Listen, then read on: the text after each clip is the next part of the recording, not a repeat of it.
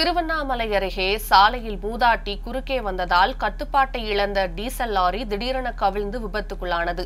கீழே கொட்டிய டீசலை முட்டி மோதிக்கொண்டு பிடித்து சென்ற மக்களால் அங்கு பரபரப்பு ஏற்பட்டது. டேங்கர் லாரி ஒன்று 14,000 லிட்டர் டீசலை ஏற்றிக்கொண்டு சென்னையிலிருந்து திருவண்ணாமலை வழியாக திருச்சி நோக்கி சென்று கொண்டிருந்தது. தென்னரசம்பட்டு கிராமம் அருகே வந்தபோது அதே கிராமத்தை சேர்ந்த 70 வயது மூதாட்டி கனகாம்பரம் சாலையை கடக்க முயன்றுள்ளார். அப்போது டேங்கர் லாரி ஓட்டுநர் மூதாட்டி மீது மோதாமல் இருக்க லாரியை திருப்பிய போது மூதாட்டி கனகாம்பரத்தின் மீது மோதி சாலையோரம் கவிழ்ந்து விபத்துக்குள்ளானது. இந்த விபத்தில் மூதாட்டி கனகாம்பரம் சம்பவ இடத்திலேயே உயிரிழந்தார். சம்பவம் குறித்து கீழ்பண்ணாத்தூர் காவல் நிலைய போலீசார் வழக்கு பதிவு செய்து விசாரணை மேற்கொண்டு வருகின்றனர்.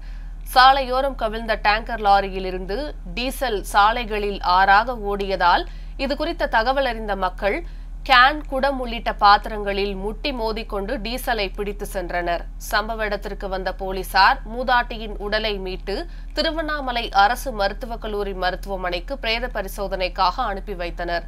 இந்த விபத்து காரணமாக அந்த பகுதியில் சிறிது நேரம் போக்குவரத்து பாதிக்கப்பட்டது.